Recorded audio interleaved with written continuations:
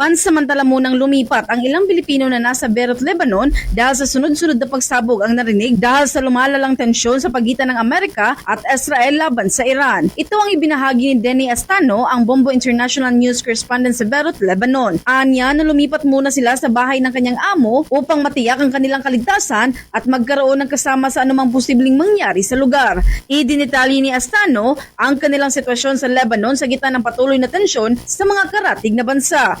Ibinunyag din ni Astano na wala silang bomb shelters. Ang dahilan ay nang magsimula ang palitan ng mga nakakamatay na pag-atake noong nakarang linggo. Nagising ito mula sa kanyang pagpapahinga sa pamamagitan ng maugong na pagsabog sa kanyang paligid. Alinsunod dito, kinumpirma naman ni Astano na ang embahada ng Pilipinas sa nasabing bansa ay mabilis na nagpadala ng mga emergency hotline at listahan ng mga lugar na maaaring likasan sakaling lumala ang kaguluhan. Idinagdag din niya na bukod sa mga evacuation center na nakapost sa Facebook page ng embahada, ang kanilang mga lokal na komunidad at mga establishmento tulad ng mga simbahan ay nakahanda rin na tumanggap sa kanila sa oras ng pangangailangan.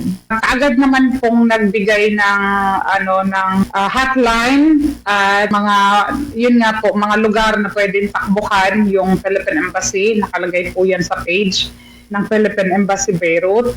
Lahat po ng mga hotline doon, nandyan po siya. Mayroon pong mga places na pwedeng takbuhan. Naka-ready po ang Philippine Embassy at ang DMW po. Tsaka mayroon pong mga places dito, lalo na po dito sa Beirut, sa pinaka-main city. Meron pong mga lugar na nag-accommodate po like mga church. Mula rito sa lungsod Lawigan ng Cebu, Bombo Jonah Cañati, this is Bombo Radio Philippines, the #1 and most trusted source of news and information, Basta Radio.